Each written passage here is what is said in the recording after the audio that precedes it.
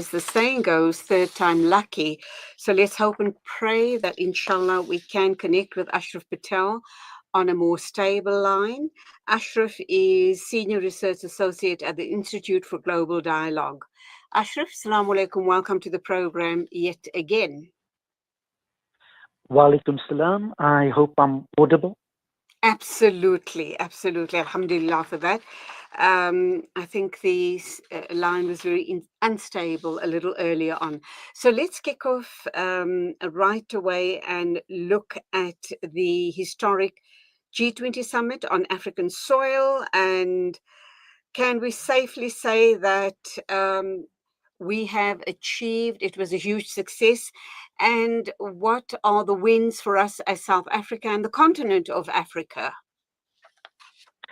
Yes, as mentioned, looking at it from the people's perspective, the People's Summit last week at Constitutional Hill, the Social Summit, I think, over the years, the G20 has always been a site for civil society and economic justice struggles. What's remarkable that even in the North, Germany, Canada, France, civil society has been much more mobilized and making much more substantive demands from the G20 elite. Unfortunately, in the global South, especially South Africa and India, the civil society has largely been AWOL. And this is quite a contradiction in terms. But nonetheless, that is the globalization model where global South nations are trying to be co-opted into the G7 and EU narrative. So I think this is the big story of the G20 in Africa. So let's look at all the other world leaders that were present. And I have no doubt, I'm not sure if you were at the summit or were you kind of, following it via TV and the socials.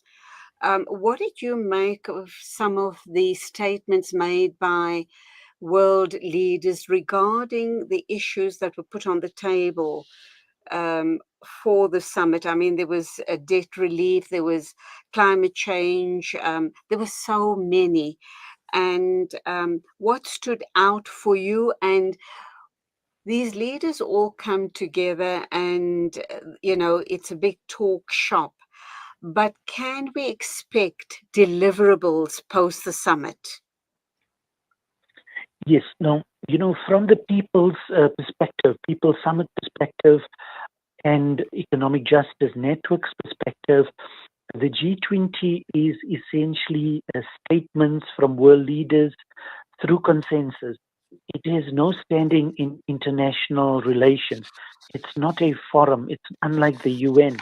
That means there can be years and years of talks and consensus, but there's no concrete outcome. So let's look at the big ticket items. Number one, financial reform. That is the reason d'etre for the G20. On that, Africa walked away with nothing.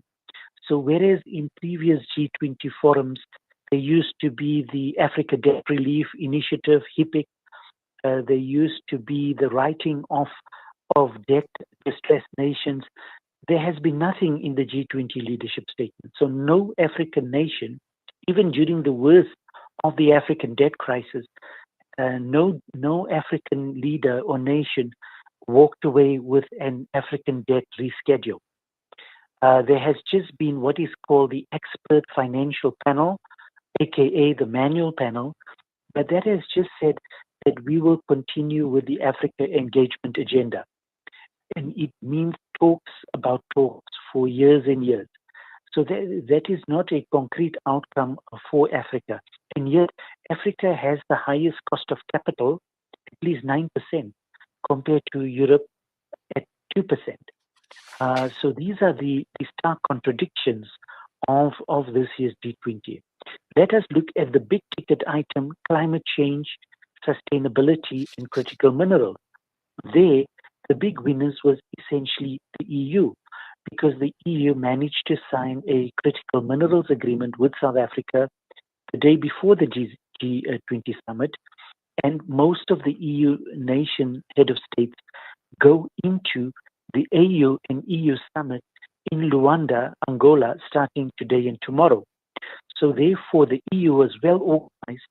And even if you break down the leaders that attended the G20 summit, aside from the G20 leaders, the additional leaders, most of them came from the EU, such as Norway, Finland, Spain, and Ireland, and Switzerland. So that means the EU delegation to the G20 was the largest, and yet they are the North.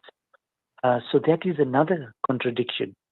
And then you look at very little African representation at the G20. Now, this speaks to a G7 and EU narrative and agenda at the G20. This is just realpolitik, not that I'm sounding negative. This is exactly realpolitik at play. Okay, then when we talk about realpolitik at play, and you also alluded to the Middle East, the United Arab Emirates, who signed a deal with South Africa the day before regarding minerals. So clearly they're going to be purchasing much needed minerals from us as South Africa. But when we look northwards and we look at Sudan and the genocide playing out in Sudan, the UAE has been fingered as the country that's funding that genocide. That's a bit of a, I guess, you kind of question the deal signed with South Africa and then what's playing out in Sudan. Or is it not connected at all? Yes, they all connected in a globalized world. So when I meant the critical minerals deal, that was signed by the EU president von der Oh, I Leyen. beg your pardon. I beg your pardon. Yes, I thought you said UAE, and I was kind of wondering, quite a conflict of yes, interest, isn't it? All right, I hear you loud and clear. Thanks for the correction. yes. When we look at the situation and these countries coming together, and I do understand that President Erdogan made very strong noises about his support for Palestine and also the hopefully Turkish troops going in to start doing rebuilding. Whether that will come to pass, we're not sure because obviously Netanyahu is not wanting them to come in to rebuild Gaza. But that aside, he raised these issues. He raised the issue of Sudan as well. Have other leaders raised similar issues regarding the genocide in Palestine and Sudan and other matters that are impacting the global south?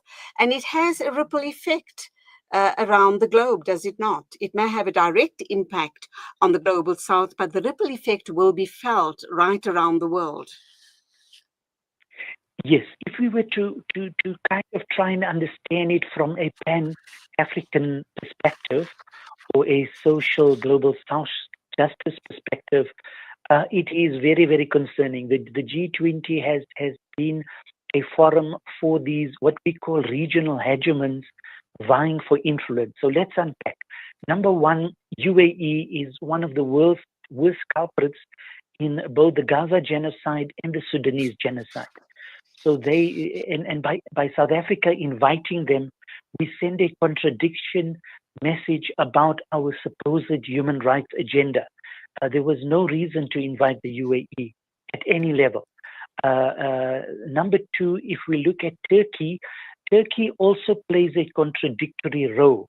So despite the hot rhetoric from President Erdogan and Turkey, they have made no attempt whatsoever to prevent the genocide, despite being a neighbor to Israel and Palestine. So it's hot rhetoric from the Turkish president, and even within the Sudanese crisis, they are on one side of that conflict and the UAE on the other side of that conflict. So it is a matter of stating that these regional hegemons, Turkey, UAE, and Qatar, are all going and vying for their kind of influence on the global stage with very little impact. And I think that is the tragedy that the EU, being the largest bloc of the G20, could not manage, and South Africa as a chair, could not manage any strong language on human rights, on the Gaza genocide, on Sudan, etc., etc. So you can see that the G20 is merely a forum, a very expensive forum for the host nation, costing upwards of R1 billion to host. You and I, as taxpayers, are paying for all the Nasrec costs, the five-star dinners, all the kind of bells and whistles that go with it. It's our taxpayers' money that fund all of this. That is the G20 model. So, Ashraf, in wrapping up then, I'm quite aware of the fact that we as South Africans have, footed this bill regarding the G20. And, I kind of think, what could we not have achieved with that kind of money regarding job creation and infrastructure development, etc., etc. Having said that, what do you believe were the wins and the losses, or the pros and the cons of us having hosted the G20? At the end of the day, and very simply put, what's in it for us as South Africa? Look, South Africa has made a good mark.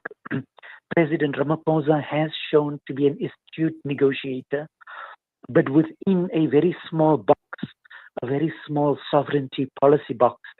And so, yes, there was that statement of consensus that was commendable. But at the end of the day, what were the outcomes for Africa?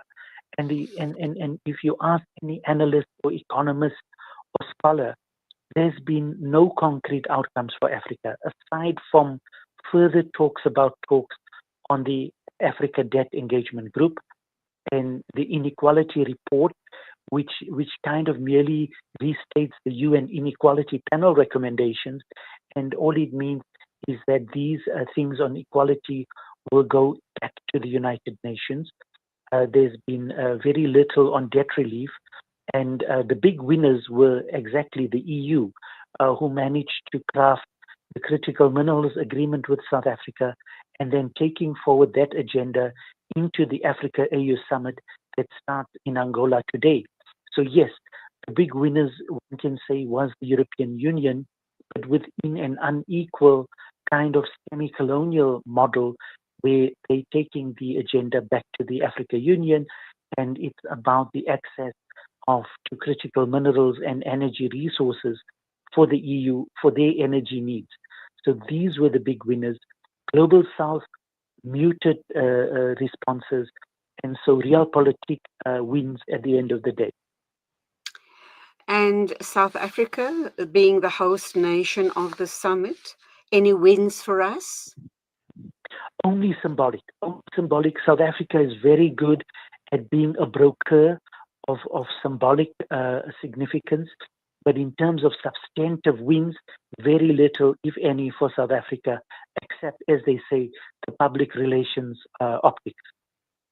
And I guess that's also important as far as being a role player regarding global politics. You do need to also put your best foot forward.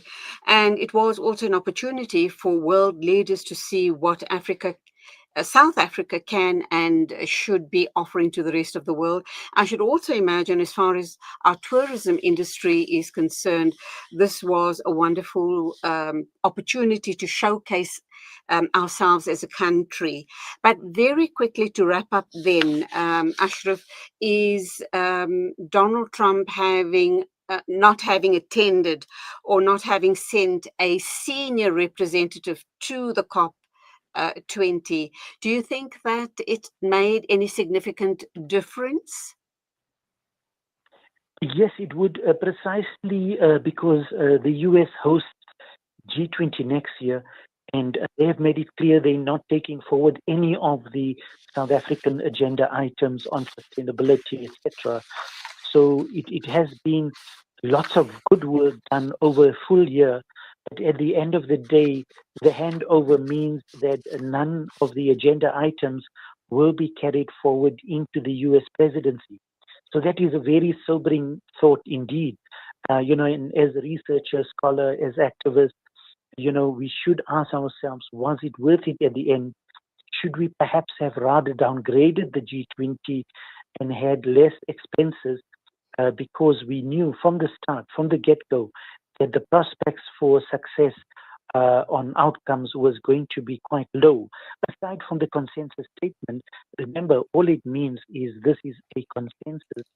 There is no obligation on any nation state of the G20 to implement anything at all. Ashraf Patel, as always, thank you indeed for your deep insights. You are Senior Research Associate at the Institute for Global Dialogue, UNISA. Thank you once again. And till the next time, Assalamu alaikum to you. Wa alaikum salam. Thanks for the opportunity.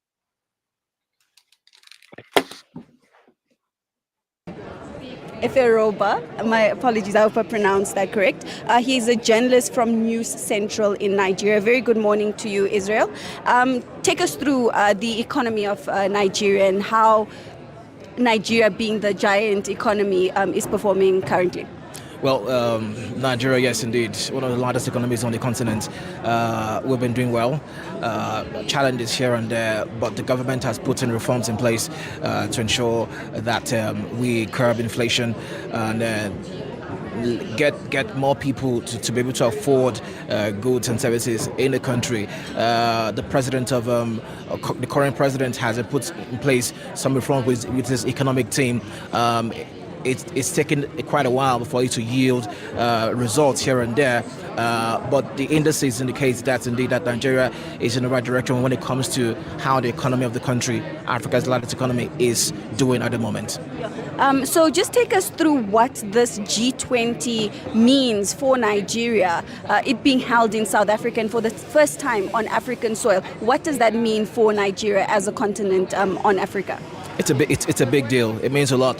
The vice president of the country, Vice President Kashim Shettima, is here with the Nigerian delegation, and they will be putting forward, they're lending their voice to critical issues that affect Nigeria, that affect Africa as well, so we can form a united front in tackling some of the most biggest global pressing issues right now. So yes, it is indeed important, and for the fact that it is also being held here on the African continent for the very first time. Nigeria has got to be here.